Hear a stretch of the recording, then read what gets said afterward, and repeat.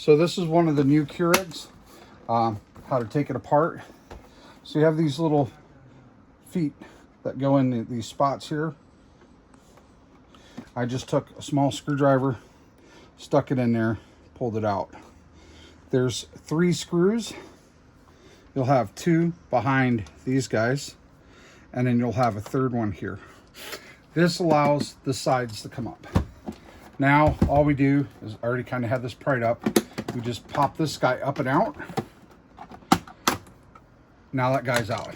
So this piece here, you just pull it straight up and it'll come off. The piece we got to get to is in here. So now we have to pull and pry this whole thing off. And we'll go all the way around. Careful not to break anything. Sometimes you feel like you'll break something, but you just got to keep pulling on it. These pieces, they're just pinched in with these little clips here. So you just kind of got to go up and off. This guy here I had to kind of pry last time I did this.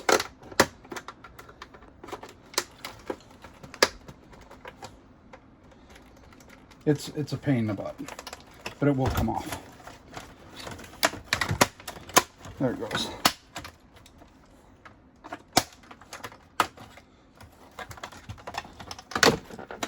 And now it comes off. So there's a temperature.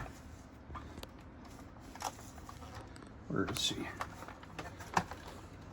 So shine it so you see here. Where's your little flashlight, love?